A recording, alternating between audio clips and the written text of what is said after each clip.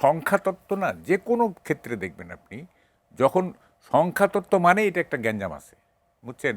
ওই যে বলে lies are of three kind, plain lie, damn lie and statistics. যেখানে সংখ্যাতত্ত্ব দেখবেন সেইখানে একটা বড় ধরনের গ্যাঞ্জাম। এই যে নিহতের সংখ্যা, আহতের সংখ্যা, সব ক্ষেত্রে দেখবেন। হ্যাঁ, এই যে বলে যে কি রক্ষী বাহিনীর হাতে 30 থেকে 40,000 জাসদ কর্মী নিহত হয়েছে। মানে একটা তো মানে সব কিছুর একটা সীমা থাকবে তো। হ্যাঁ, ধরেন আপনি 18 কে 19 করতে পারেন, আপনি 1 কে যদি আপনি 20 বলে ফেলেন তাহলে কেমনে হবে? একদিন শাহরিয়ার সাহেব বলতেছে যে 71-এ 35,000 বিহারিকে হত্যা করা হয়েছে। দেখেন, মানে বিহারিরা ডাম্প হয়ে আছে কোথায়? একটা হচ্ছে ঈশ্বরদী, একটা হচ্ছে সৈয়দপুর, আর ঢাকার এই যে মিরপুর টিরপুর।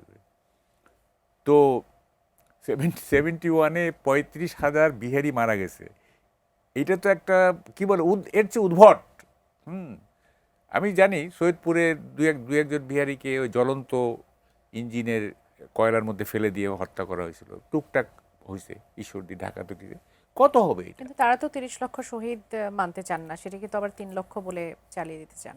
না, ওইটা একটা ব্যাপার আছে ওখানে, যদি এটা কমও হয় সেইটা যেহেতু আমাদের একটা কি বলে যে জাতির একটা মানে গর্বের একটা ব্যাপার। হ্যাঁ, এটার একটা গ্লোরিফিকেশন থাকা উচিত। হ্যাঁ, এখন এইটা নিয়ে মানে কি বিতর্ক করতে গেলে আসলে মুক্তিযুদ্ধের মানে মূল যে ইয়েটা, মানে যেটা নিয়ে আমরা অহংকার করি বা ইয়ে করি, সেইটা হয়তো বিতর্কিত হয়ে যাবে। হইতে পারে জি, এই 30 প্রসঙ্গ 30 নিয়ে লাখের কম হইতে পারে, এটা আনন্যাচারাল কিছু না, কিন্তু এইটা নিয়ে আর বিতর্ক করে কী লাভ?